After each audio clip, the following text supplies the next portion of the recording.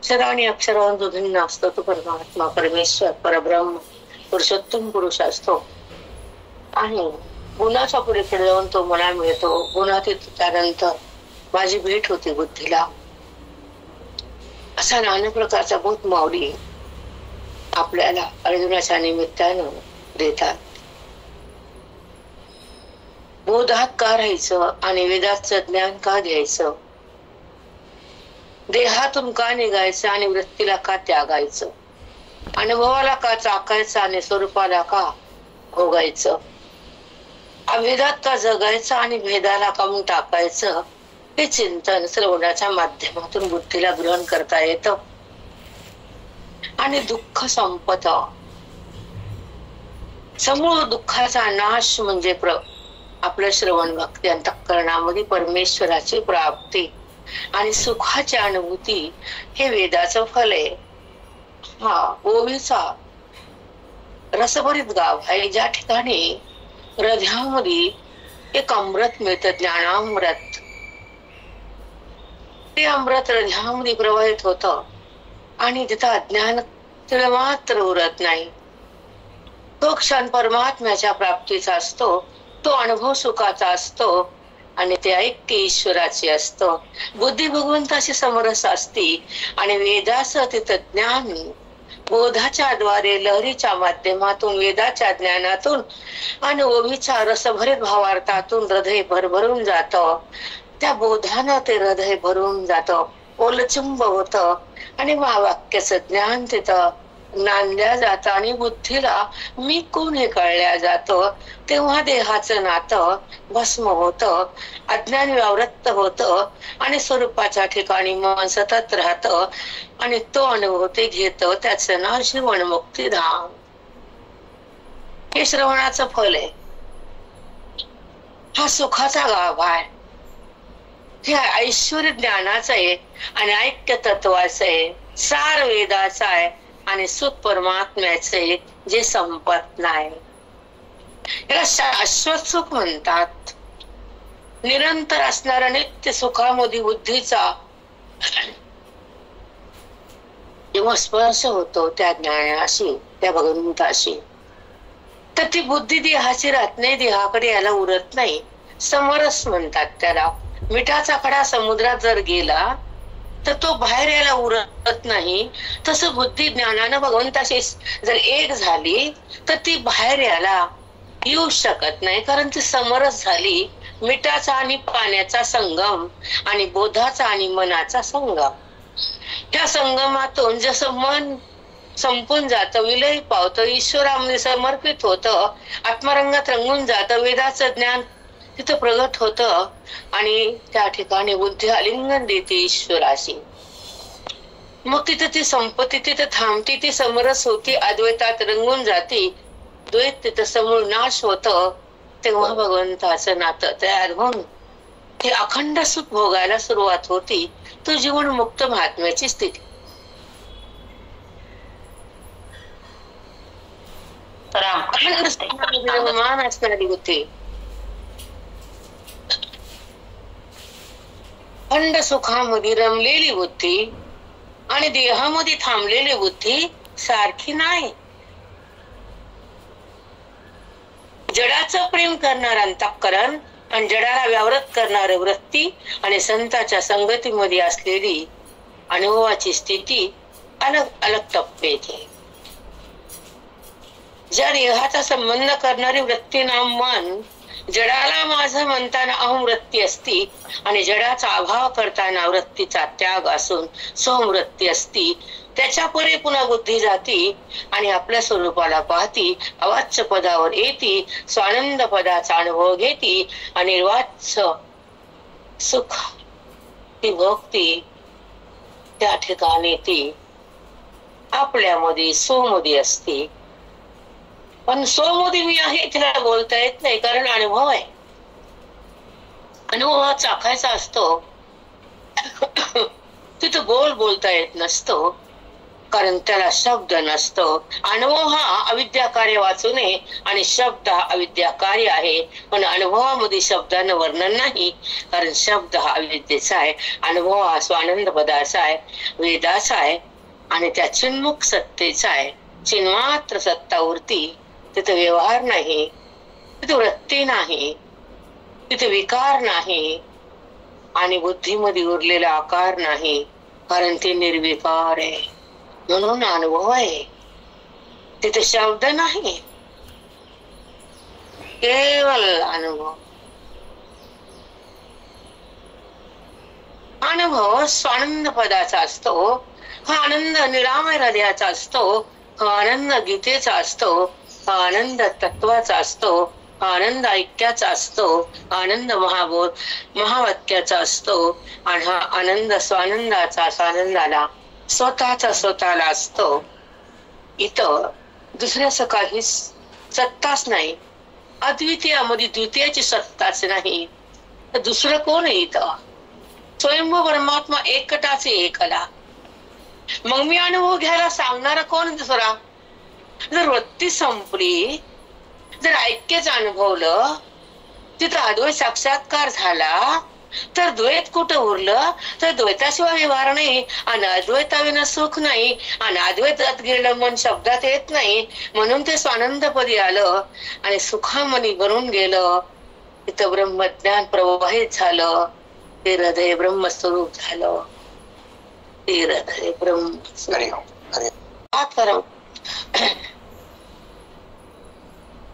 द्वैत आणि अद्वैत. द्वैत म्हणजे दोन, जगत आणि जीव, जगत आणि मी, देह आणि मी, देव आणि मी, विषय आणि मी, संतती आणि मी, संपत्ती आणि मी, असे नाना प्रकारचे उदाहरण तुम्हाला देता येतात. दोन म्हणजे द्वैत आणि एक म्हणजे अद्वैत. एक तो परमात्माचा आहे, एकटाची एकला. मग जर तो एकच व्यवहार नाहीये ना, जर व्यवहार असेल तर मायेचा संबंध आहे. ज्ञानानं माया मरून गेली, बाधित झाली, तर मी ब्रह्म माया मिळणार ती कुठं उरली? कारण ती पण ब्रह्म झाली. त्याला म्हणत अद्वैत साक्षात्कारानंतर होणारा स्वानंदाचा अनुभव हृदयामध्ये जेव्हा प्रगट होतो, तर सगळीकडे मीच आहे असा अनुभव येतो. वृत्तीचा परित्याग होतो आणि झालेला व्यवहार मिथ्यात्वाचा होतो. त्याला म्हणायचा अद्वैताचा साक्षात्कार.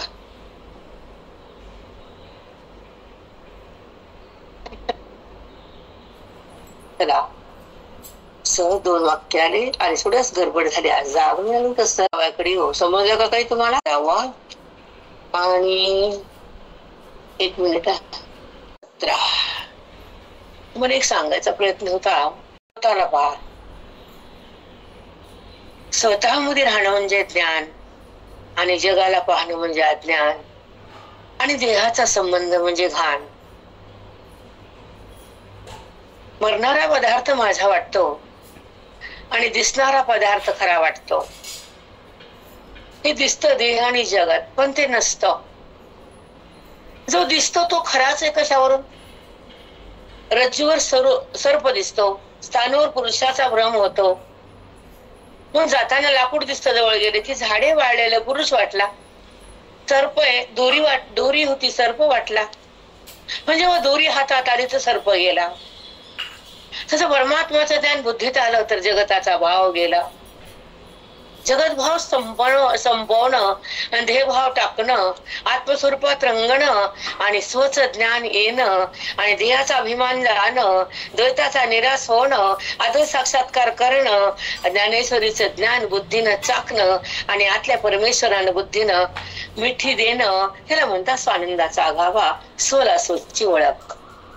स्वतःची ओळख स्वतःलाच आहे, दुसरं कोण आहे तिथं? मग स्वतःची ओळख नाही म्हणून दुःख आहे, देहाची ओळख आहे म्हणून दुःख आहे, विषयाचा संबंध आहे म्हणून विकार आहे आणि जगताचं सत्यत्व म्हणजे भ्रम आहे आणि मी कोण कळत नाही म्हणून ज्ञान आहे. कारण जसे आपण कष्ट घेतो बुद्धीच्या द्वारे चिंतनाचे, देहाच्या द्वारे संसाराचे कष्ट आहेत, हातात दुःख आहे, पण बुद्धीच्या द्वारे परमार्थाचे कष्ट आहेत आणि ह्या देहाचा अनुष्ठान आहे. आणि सतत अभ्यास असावा, हातात ग्रंथ असावे, बुद्धीला चिंतनाचं खाद्य असावं आणि मनाला वेदांताचा रस असावा, समोर साधूचा, आपल्या समोर श्रवणाचा एक आविष्कार असावा. जो भाग्यवान असतो तो साधूला शरण जातो आणि वेदाचं ज्ञान आत घेतो आणि स्वचं भान जाग ठेवतो. वेदाचं ज्ञान हृदयात येतं आणि स्वतःची ओळख करून घेतो आणि सुखामध्ये तो विराजमान होतो. तो ब्रह्मवेत्ता असतो, तो जीव नसतो, तो शिव झालेला असतो, कारण तो आपल्या महिमेत असतो. तो ज्ञानमय अवस्थेत राहतो, देहमय बुद्धीत सोडून देतो, त्या बुद्धीला भगवंताकडे नेतो, त्या बुद्धीला ज्ञान देतो, तिचं अज्ञान धुवून काढतो, तिला अद्वैताच्या घरात नेतो आणि सुखाच्या गाभ्यात ठेवतो. गीतेचा रस देतो, ओवीचं फळ जे हृदय चाकतं ते मन ब्रह्म होतं, ते मन भगवंत होतं. ते पुन्हा जन्मत नाही, ते पुन्हा उपाधीत येत नाही, तिथं अज्ञान राहत नाही, तिथं मृत्यूपणा तयार होत नाही, तिथं अहमची वृत्ती उत्पन्न होत नाही आणि सोहमभाव संपत नाही, कारण तिथं ज्ञान प्रगटलेलं असतं, अज्ञान जळालेलं असतं, मी कोण कळालेलं असतं आणि गीतेचा भाव बुद्धीनं चाकलेला असतो. हृदयानं अज्ञान फेकलेलं असतं, अद्वैताचं ज्ञान हृदयात उमललेलं असतं आणि हा अद्वैताचा जो संगम आहे भगवंताशी झालेला बुद्धीचा, तिथं द्वैताचा निराश असतो, नाश असतो, परमात्म्याचा प्रकाश असतो आणि स्वानंदाचा रस हृदयात असतो आणि मी परमात्मा ह्या असा भेद असतो. तेव्हा जगत मिथ्य असतं आणि स्वचं भान स्वला असतं. हे अद्वैताचं नातं असतं, हे ब्रह्मपदाचं सुख असतं, हे अवाच्य शब्द असतात आणि हे सुख सतत ज्या हृदयात प्रवाहित होतं ते हृदय रामरूप असतं, रामरूप असतं, देहरूप नसतं. रामकृष्ण हरी. त्याची साष्टांग सद्गुरु माऊली. खूपच सुंदर माऊली. अज्ञान समाप्त होत, परमात्म्याची प्राप्ती होते, अनुभूती सुखाची येते, ऐक्य परमेश्वराचं होतं. अशा ओवीच्या रसभरीत भावार्थानं हृदय जेव्हा ओलचिंब होतं तेव्हा महावाक्याचं ज्ञान त्या हृदयात नांदतं. मग मी कोण कळतं, ते अज्ञान व्यावृत्त होतं, देहभान भस्म होतं आणि अनुभूती सतत राहते. तो श्रवणाचा मुक्तिधाम आहे, हे श्रवणाचं फल आहे. तिथं ऐक्य तत्वाचा आहे, हा सार वेदाचा आहे, ऐश्वर्य ज्ञानाचा आहे. त्या नित्य सुखात बुद्धी रममान होते, त्या सुखाचा तिला स्पर्श होतो. मग ती देहाची राहतच नाही, कारण ती भगवंताशी समरस झाली. बोध आणि मनाचा संगम होतो, मन ईश्वरात समर्पित होतं, ते आत्मरंगात रंगून जातं, ईश्वराला आलिंगन देतं, अद्वैतात रंगतं, द्वैताचा नाश होतो, भगवंताचं नातं तयार होतं. तेव्हा ती बुद्धी अखंड सुख भोगते. ती जीवन मुक्तीची अवस्था, ती महात्म्याची स्थिती असते. तिथे जडाचं प्रेम व्यावृत्त करणारी वृत्ती व संत संगतीत ती अनुभूतीची स्थिती असते. सोहम वृत्तीच्याही पुढे ती स्वरूप स्थिती आहे. अहम वृत्तीचा त्याग करून सोहम वृत्तीच्या पुढे जी असणारी ही स्वानंद पदावरती बुद्धी विराजमान होते आणि अनिर्वाच्य सुख भोगते. त्या स्वमध्ये शब्द नाही, ती फक्त अनुभूतीचा कळते. तो वेदाचा चिन्मात्र सत्तेचा व्यवहार. तिथे वृत्ती नाही, तिथे व्यवहार नाही, विकार नाही, वृत्तीमध्ये आकार नाही, तर वृत्तीमध्ये तो निर्विकार आहे. शब्दा वाचून तो केवळ अनुभव आहे. तो निरामय हृदयाचा आहे, गीतेच्या तत्वाचा, स्वानंदाचा तो गाभा आहे, महाबोधाचा प्रसाद आहे. अद्वितीय दुसरी गोष्टच नाही, कारण तिथे ऐक्य आहे, तिथे अनुभूती आहे. अद्वैत साक्षात्कारानंतर द्वैत नाहीच, तिथे व्यवहार नाही, तिथे शब्द येत नाही, कारण शब्द हे अविद्या कार्य आहे. ज्या हृदयामध्ये ब्रह्मज्ञान प्रवाहित झालं ते हृदय ब्रह्मस्वरूप झालं. दोन म्हणजे द्वैत आणि एक म्हणजे अद्वैत, एकताची एकला. त्या ज्ञानानं माया बाधित झाली, तर मी ब्रह्म म्हणायला कोण उरलं?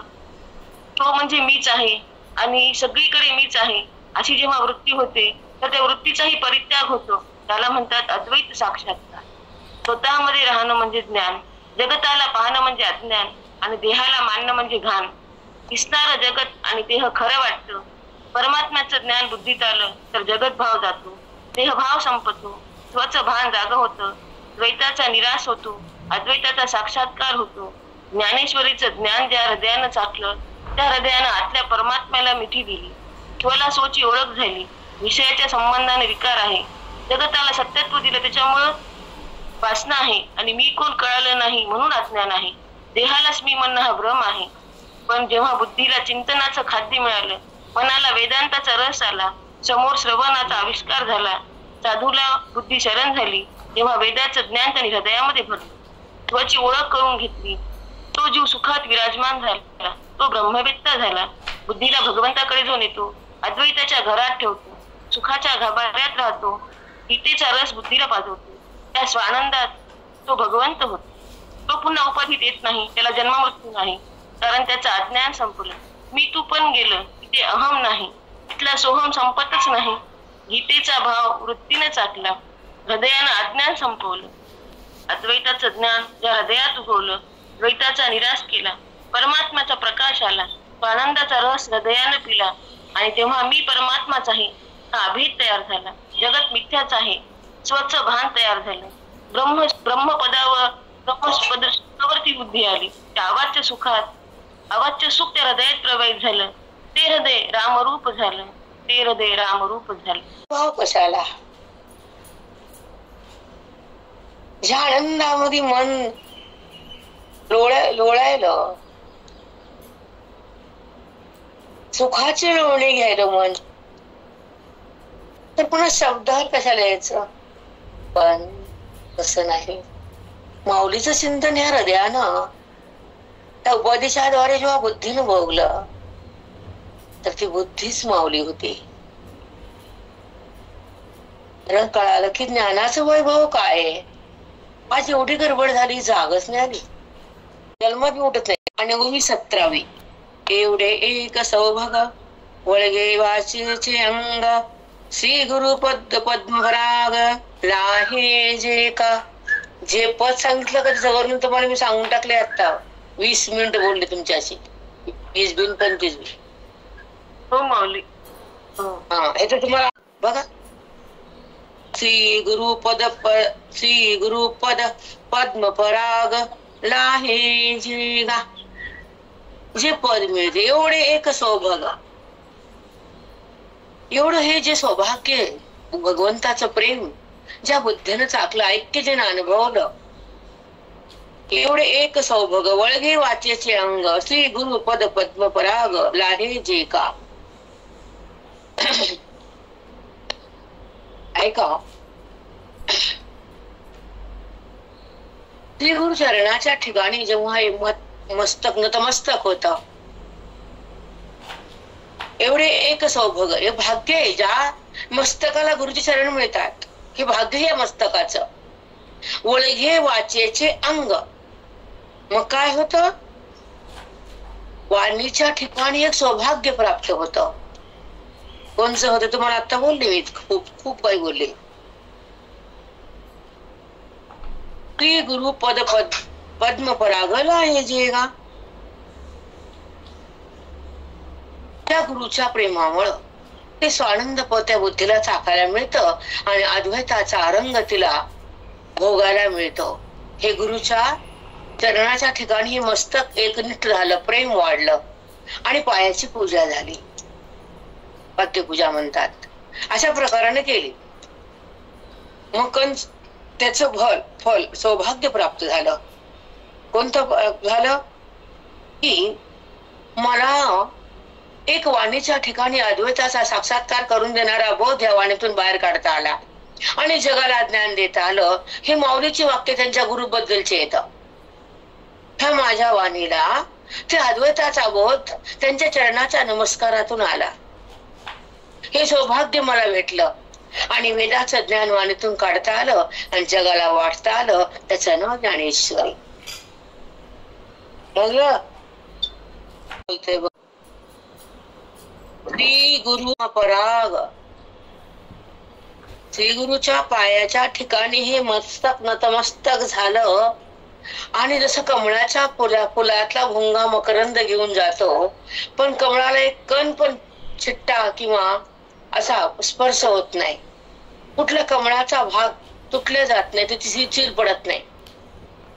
पण कमळाचा मकरंद सुगंध तो भुंगा नेतो, कमळाला पण कळत नाही. तसं साधूच्या माझ्या निवृत्तीनाथाच्या हृदयातला स्वानंदाचा बोध अद्वैताचा रस मी घेतो त्या शरणांगतीनं आणि जगाला देतो श्री गुरु पद पद्म पराग. बापरे माऊली, किती सुंदर सांगितलं, किती कोमल भाग्य माझ्या गुरुपासून येत श्री गुरु पद पद्म पराग. ज्ञान पवित्र होत आणि त्या पवित्र ध्येयामध्ये ऐक्याचा अनुभव येतो. पांडुरंग ते प्रगट होतो. ते तुम्हाला करता आलं नाही तर ती गंगा काय करील? तुम्हाला पवित्र केलं त्या गंगेनं, त्या क्षेत्रानं, बघितलेल्या मंदिरातल्या देवानं. पण ते अज्ञान देव कुठं धुत तुमचं? धुतलं तुमच्या बद्रीनाथाने येऊन तुमच्या पशी? सांगा बरं कोण कोण बद्रीवाले? आता वरी करा. तीर्थयात्रेनं फक्त पवित्रता येते, अपवित्रता जाते. तुम्ही ज्या ज्या जन्मात जे जे पाप केले ते धुतले जातेत, अज्ञान जात नाही ना. पण हे कुठं करत त्या बाया म्हणतात आमचं झालं. काय झालं का तुझी पुढे? काय झालं तुझं? गेलो की पण सगळ्या आठवणीकडची काय होतं? पवित्र तयार होतं. हृदयामध्ये अपवित्रता असते, बुद्धिघान, पाप असतात, दोष असतात, क्लेश असतात, काय काय कुठाने केले असते ते जातात. पण अज्ञान कसं जायचं तिथे गेल्यावर हेच कळत नाही तुम्हाला लोकांना. अज्ञान गेल्यानंतर त्याची भेट आहे बाबा हृदयात. ह्याच देही ह्याच डोळा पाहिला मुक्तीचा सोहळा. ह्या बुद्धीच्या द्वारे ब्रह्मपदावरती जाती बुद्धी भगवंताला आधी जाणते आणि भगवंत बनती. आता भगवंत म्हणल्यानंतर ब्रह्मस्वरूप झाल्यानंतर जायला कुठं सगळा तोच आहे. आता कुठं जायचं आणि कुणी जायचं, कसं जायचं आणि केव्हा जायचं? जा, पण हे होऊन जा. जाऊ नका म्हणत नाही आम्ही, पाप घेऊ का? आम्हाला पण आवडेल, देवाची भक्तीची आवड आहे, पण आंधळी भक्ती नाही. डोळस ज्या ज्ञानामध्ये बुद्धी तरंगायली, मदमत्सर उत्पन्न व्हायला, बुद्धीला देहाची ओळख आहे, तिचा संबंध आहे, ती अज्ञानात आहे, ती दोषात आहे, ती वासनेत आहे, ती विकारात आहे, ती भ्रमात आहे.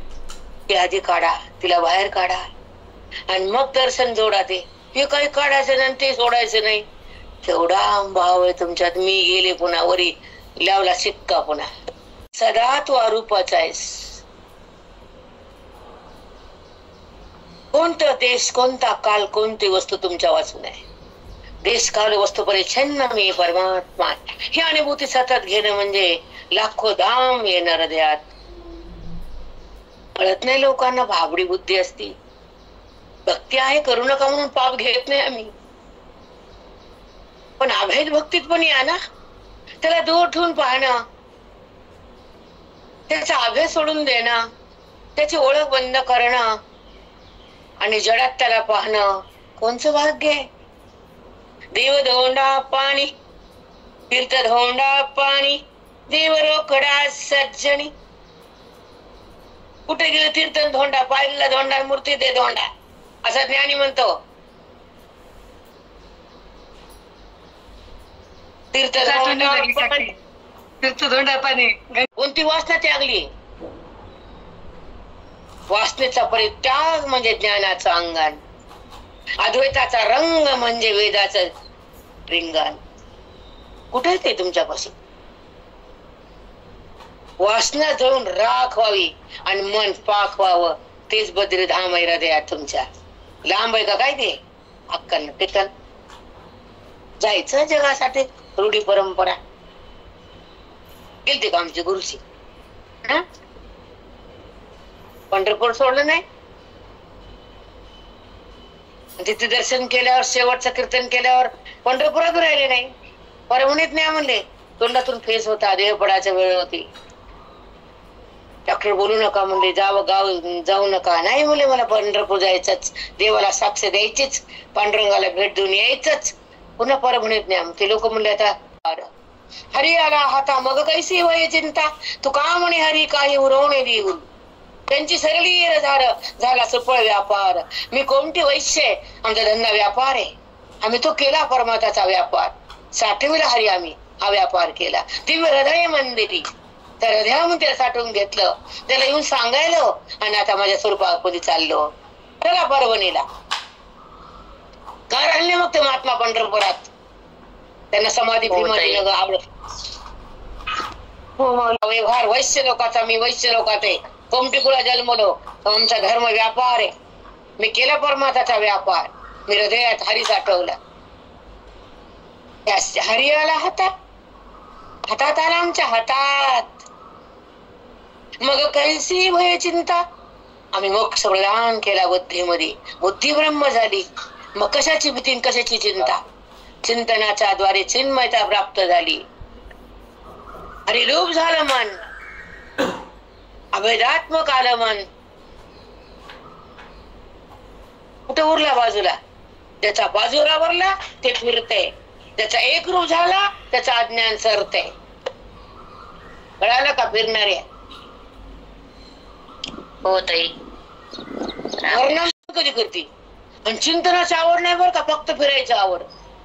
दिसतंय आम्हाला तेवढी अवकातच नाही ना पुण्याची की बुद्धीने त्याद्वारे चिंतन करावं, अभ्यासामध्ये हृदय बोधानं भरावं आणि वेदाचं ज्ञान आत प्रगटावं. हे कुठं कळत? बॅग भरली निघाली, बॅग भरली निघाली, बॅग भरली निघाली, दुसरी येतच काय त्या बाईला? नाही, ज्या चिंतनाचा अधिकार तिने संपलेला टाकलेला आहे, जिथं बोधात तिचं मन थांबत नाही, वेदाचं ज्ञान हृदय चाकत नाही, आदर साक्षात्कार घडत नाही, बॅगाशिवाय ती राहत नाही. बरोबर आहे. ऐकायसाठी एकच कथा वाग परमार्थ आवडतो आणि अभेदाचा रस्ता थांबलेला असतो. अद्वैत साक्षात्कार तिथे नसतो, कारण तो मानव ती बुद्धी बहिरंगाला चांगलं म्हणत असते. तीर्थयात्रा धमाधमा येऊन ठेवलेले आधीच. उत्तमा सहजावस्था, मध्यमा ध्यान धारणा, कनिष्ठा मूर्ती पूजा. तीर्थयात्रा धमाधम. किती बोला, काही नाही परिणाम हो तुमच्यावर. तुम्हाला चिंतन आवडतं का? नाही आवडत. मी कधी बघितलं नाही बाया लिहात बसल्यात, मी ज्याच्या घरी गेले त्या माझे रेकॉर्डिंग ऐकायल्यात, माझे मूवी काढायल्यात, कधी दिसलं नाही बाप्पा. जाऊ द्या, ज्याच्या त्याचा रस्ता.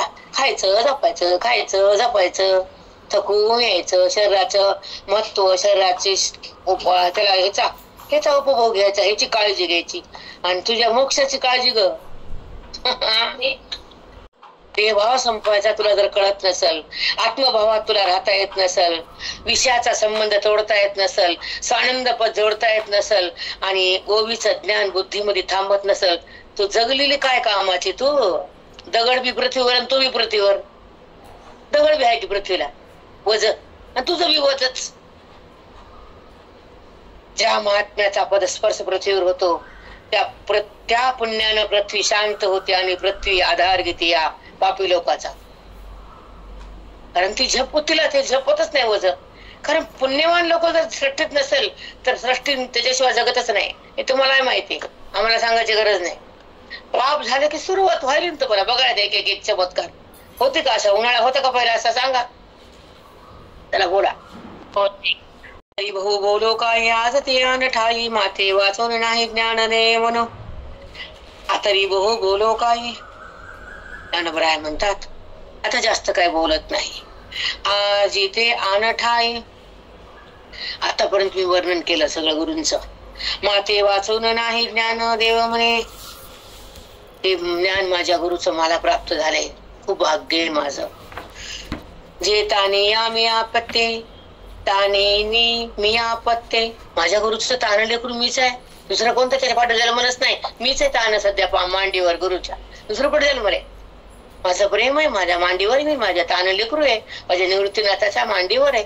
बोधाचं स्तनपान करायलो, वेदाचं ज्ञान घ्यायलो, आत्मरंगात मी राहिलो आणि जगाला ते ज्ञान ओवीच्या माध्यमातून द्यायलो. ताने लेकरू ऐका. आपत्ताने मी आपत्ते चार बोलले मी. जे ताने मिया अपत्ते आणि माझे गुरु एकलो ते. माझे गुरु मला एकटा प्रेम देतात. मी त्यांच्या मांडीवर खेळतो. ते मला बोधाचं स्तनपान देतात. वेदाचं ज्ञान हृदयात येतं आणि ते ज्ञान ओवीमध्ये जातं. हे माझ्या गुरुच्या मांडीवर माझं स्तनपान करणार मी छोटस आपत्ते. होते. मी एकच लेकरू माझ्या गुरुच्या मांडीवर खेळायलो. खरंच आहे माऊली. आणि माझे गुरु एक होते. मी एक लेकरू त्या गुरु झालो. म्हणून कृपेशी एक हाते झाले ती. त्यांनी मला खूप कृपा केली.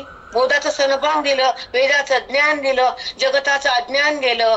आणि हे ज्ञान सगळ्या जगाला ओवीच्या माध्यमातून प्रत्येक लोकांच्या जीवाला वाटलं. हो माऊली, खरंच आहे. आज आपण पण तेच घ्यायलो माऊलीचाच प्रसाद. त्यांच्या गुरुकडून त्यांना मिळालं, त्यांनी सगळ्यांना दिलं. बघ ना, आपण असं वाचताना कुठे भावार्थ खुलतोय आपला, कुठं खुलतोय बघ. खरंच नाही, असा आनंद मिळतच नाही माऊली. तुमच्या जवळ जे पाठात जो आनंद मिळतो ना, ते कुठंच मिळत नाही असा आनंद. नाही मग लई छान वाटते ग. शब्दा आनंदाला सीमा नाही, असीम ज्ञान आनंद आहे. तो आनंद मोजताच येत नाही. त्या आनंदाला व्याख्याच नाही, त्याचं वर्णन करू शकत नाही, कारण तो स्व आनंद आहे बेटा. पहा भरोवरी अगवी, पहा भरोवरी अगवी, मेघ चातकाशी रिचवी, मज लागी गोसावी तैसे केले. तसं चातक पक्षी पावसाच्या पाण्याविना पेत नाही. त्याचे तहान बघून मेघ, आकाशातलं मेघ पाणी आणतात आणि त्या चातकासाठी भड भड भड वर्षाव करतात. आणि तेच पाणी पिऊन चातक राहतो पुन्हा 6 महिने. तसं त्या बोधाचं पाणी माझ्यावर गुरुनं वर्षाव केला आणि ते पाणी मी बोधाचं पिलं. ज्ञान हृदयात प्रगट झालं आणि जगाला पण ते ज्ञान भोगता आलं. असं चातक पक्षाचं रूप करून माऊली बोलले. म्हणून रिकामे तोंड करू लागले बडबड, म्हणून रिकामे तोंड करू गेले बडबड, का गीतायसे गोड तुडले. रिकामं तोंड होतं म्हणजे अध्ययन काही केले नाही, काही नाही. मी सहज मुख उघडलं आणि मग त्या तोंडातून गीता आली बाहेर. खपा खपा खपा खपा. काय केलं नाही मी. अध्ययन केलं का, कुणाकडे गेलं, काय नाही. रिकामे तोंड करू गेले बडबड, की गीता ऐसे गोड आतुडले. ह्या मुखारुंदातून अठ्ठा त्या गीतेचा प्रवाह बाहेर आला. गीतेची गंगा आली. ही तुमची कृपा आहे माझ्या निवृत्तीनाथाची. होय द्रष्ट अपेते, वाळूच रत्न परेते, उजो आयुष्य ते मारिते, लोभू करी. होय अदृष्ट अपेसे. अदृष्ट जर छान असेल, अनुकूल असेल आणि पाण्यात जर वाळू टाकली तर त्याचा सुंदर भात होतो. ते रूप करून बोलले की जर अदृष्ट अनुकूल असेल तर हे दुःख जातं. आता धन खपाखप खपाखप येतं. म्हणजे पाण्यात वाळू टाकली तर सुंदर भात होतो. रूप करून बोलले ते. उजू आयुष्य ते वरिते लोभू करी, उजू आयुष्य ते मारिते लोभू करी. जर एखादा कुणी मारायला आला आणि त्याला आपली कीव आली तर तो सोडून देतो. लोभू करी. पाठेकरी पहिले लोक फिरणं पायान चालत होते. म्हणून उजू आयुष्य ते मारिते लोभ करी. आयुष्य जर उरलं असेल तर मारणारा मारेकरी मारत सोडून देतो, कारण आयुष्य उरले त्याच. तस आधनी घातली या हरळ, होती अमृताचे तांदूळ, जैसी भुकेची राखे वेळ श्री जगन्नाथ. भुकेची वेळ असते की भगवंत कुठून कुठून व्यवस्था करून पोटात अन्न देतो भक्ताच्या आले जीवाच्या. आणि आज्ञा जर हरळे टाकली त्याचा भात होतो. असं जर भाग्य अनुकूल असेल तर सहज मिळतं काही पण. तसं माझं भाग्य खूप सुंदर आहे. मला सहज मोक्षाचं ज्ञान मिळालं आणि त्या जगताकडे मी द्यायलो. असं गुरुश्री ज्ञानोबा निवृत्तीनाथाचं वर्णन करून त्या रूपकाच्या द्वारे त्या ओवीतून तुम्हाला बोध देतात. समजून घ्या. पहा काही श्री नारायणे तया पांडवाचे उणे, की जे शिना पुराणे विश्ववंदे. सांगा बरं, जो विश्ववंद श्री नारायण भगवंत कृष्ण परमात्मा त्यानं पांडवाचं उन्ह राहू दिलं का? नाही. त्याच्या पाठीमाग राहिला. लाक्षाग्रह सांभाळलं, द्रौपदी वस्त्राच्या इज्जत सांभाळली. काय केलं नाही भगवंतानं. त्या पांडवासाठी का राबला देव? तिथं धर्म होता, पुण्य होत. अधर्माच्या ठिकाणी देव कधीच थांबत नाही. अधर्माचं अन्न त्याला मान्य नाही म्हणून दुर्योधनाला डावलून टाकलं. विदुराच्या कन्या खायला गेले. पकवान नाही खाल्ले, कन्या खाल्ल्या कन्या. आणि जेव्हा घरी गेली बास टाकली फटकी फुटकी आणि त्यांची पत्नी म्हणते ये लाव केला ऐसाला घर में कुछ नाही, काही नाही घरात. सांगायचा प्रसंग तुम्ही भागवतात ऐकतात, गोष्टी तुम्हाला पाठ आहे, त्या महाराजाला पाठ, तुम्हाला पाठ, त्या सगळ्या कथा आपल्याला माहित असतात. पण अज्ञानाची व्यथा काढणारे भागवतकार नसतात. जे आहे त्याला सलाम. कारण जेव्हा इकडे आले भगवंत तर विदुर म्हणले, भगवान तुम्ही अच्छा नाही केलं. का रे विदुर, का विदुरा, का महात्मान? विदुराला कृष्ण परमात्म्याने महात्मान म्हणलंय. जा महाभारत बघत जा जरा, भागवतापेक्षा महाभारताकडे जा. त्याच्या गोष्टी आहेत, आनंद त्याच्यामध्ये. लीला, गोपीचं वर्णन, कृष्णाच्या लीला सुंदर आहे, निरूपण कमी नाही ते. ते सुद्धा. पण विदुराला महात्मान म्हणले कृष्ण परमात्म्यानं, कारण ज्ञानी होते. महात्मा तेव्हा तुम्ही माझ्या घरी कशाला आलात? आणि त्या दुर्योधनाला खाऊन टाळलं, त्याने तयारी केली पाची पकवण्याची. माझ्या घरी काय आहेत तुम्हाला? तिथे तुम्ही गेला असता तर छान खाल्ला असतं. आणि तो आता संतापात येईल, काही पण करेल. माझ्या घरी तुम्ही यायचं नव्हतं, ते सांगत नाही ते. बसलेले गादीवर तुम्ही काय महात्मान, का तुम्ही बोलायले असं? नाही, दुर्योधन रागीट आहे, संतापी आहे, क्रोधी आहे, काय धिंगाणा माहित नाही. तुम्ही यायचं नसतं माझ्याकडं. बघा असले कृष्ण म्हणे, का महात्मा विदुरा, का मला तुझं खायचं होतं? का देवा? मी अधर्माचा अन्न खात नाही, मी धर्म रक्षण करतो आणि धर्माचंच खातो, आणि धर्म ज्ञानातून तू प्रगट करतो हृदयात. हे माझं काम आहे. खाऊन खाऊ मी दुर्योधनाचं, त्या दुष्टाचं का खाऊ मी? का मग तिकडे जाऊ, तिचे पकवणं त्याला काय म्हणा? मला कन्या दे, कन्या. तालपोट खाल्ले केळाचे, कन्या खाल्ल्या प्रेमाच्या, त्याला म्हणतात राज्य केलं धर्माचं. कृष्णाला लोक लई नाव ठेवते, लई बोलते, मला माहित नाही जग काय ते. लई प्रश्न विचारते मला, सांग बरं आणि गीतेमध्ये काय चांगला वागला तुझा कृष्ण? कपट्याने मारलं सगळ्याला, चांगला का ते कपटी? चांगला का सांग, कृष्ण काय चांगलाय तुला? मी चल दोघं कृष्णाकडे जाऊ, त्याला बोलू, लाव फोन. त्यानं काय केलं हे तू ठरवायचं नाही. ते कशासाठी आला तुला माहित नाही, आणि त्याला जगताला काय दिलं हे तुला समजत नाही. कृष्ण नाव घ्यायचं तुझ्या अवकात पण नाही. संसार कर, नोटानं घरभर, आणि माझ्या दारात जाऊन बस. दुसरं काय करणार तू? ना हातात ज्ञानेश्वरी, न वाणीत नाम, ना हातात दान. काय तुला देहाचा अभिमान? तेवढा मध आहे तुला आयुष्याचा, किती माज आहे तुला जगताचा, किती मोह आहे तुला त्या धनाचा. तू काय सांगतो कृष्णानं काय केलं? तू जायचं त्याच्यापाशी तेव्हा सांगायचं असं करू नको म्हणून. कर्णाला कमून मारलं, त्याचं मुंडक कापलं द्रोणाचार्याचं. कमून ते अधर्माकडे गेले, मग ते कमून पळून गेले नाही ते लोक. हा सोडलं नाही त्या राज्याचा अभिमान. भीष्माला धुतलं कृष्ण परमात्म्याने शेवटी, बाकीचे कोण कुठले? आणि त्यांना वाईट काम केलं अशी म्हणणारी वाणी कोणाच्या पशी आहे? त्यांना जेव्हा धर्माचा झेंडा लावायचा आणि अधर्माचा नाश करायचा, त्यासाठीच ते आलते खाली. त्यांनी त्यांचं केलं. लोक म्हणतात कृष्णानं काय चांगलं केलं, आणि कुठं चांगलं लढाई केली, आणि कुठे कपटच कारस्थानच केली. आणि दुर्योधन जात असताना आईकडे अंगाला व त्याला ते पानं झाडाचे लावायला लावलेच की, कर्णाचं सिलकत कापून घेतलंच की. मग तसंच अधर्मी लोकांना कापावंच लागतंय, बिलकुल कापावं लागतं. हो ताई, रामकृष्ण. त्यानं काम केलं. हो ताई.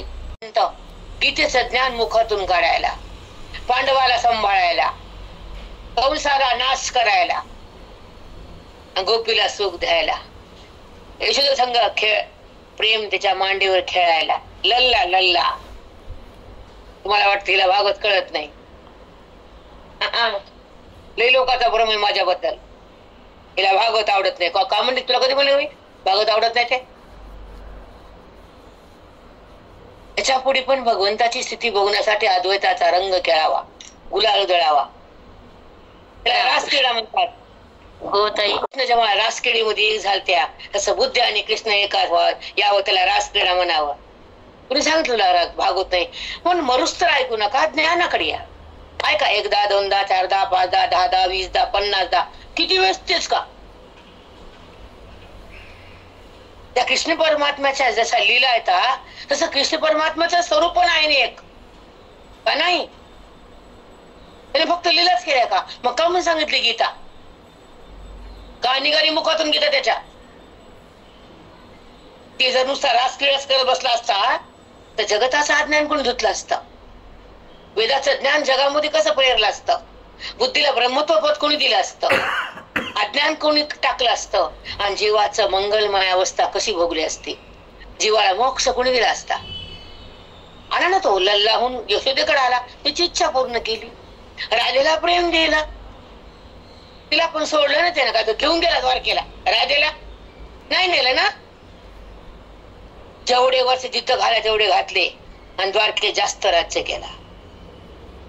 आणि पुन्हा भेटली होता द्वारका राधा.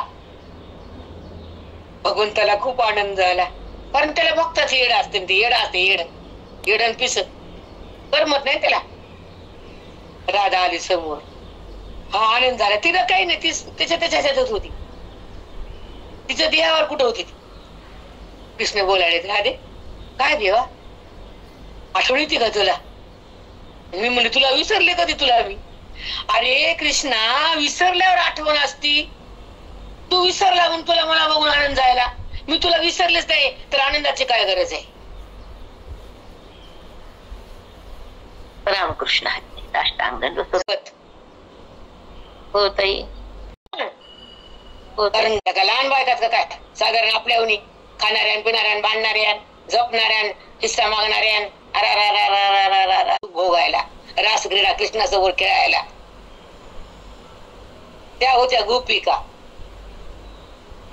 मातीला एवढे भागवत ऐकून आणि काय सांगितलं ऐकलं सांगा बरं आम्हाला. म्हणतात मी म्हणतो बायकाला सांग बरं काय ऐकलंस ते नाही सांगता येत.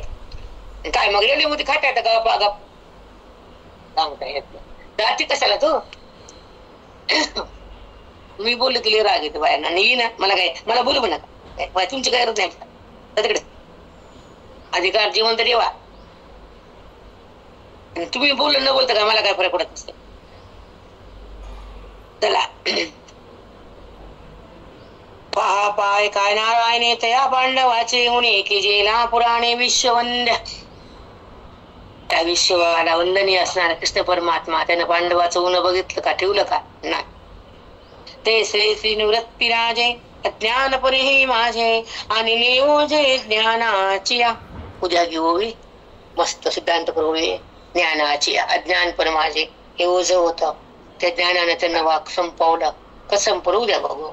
विठ्ठल श्री गुरु ज्ञानदेव तुकाराम पंढरीनाथ भगवान की जय. ज्ञानेश्वर महाराज की जय.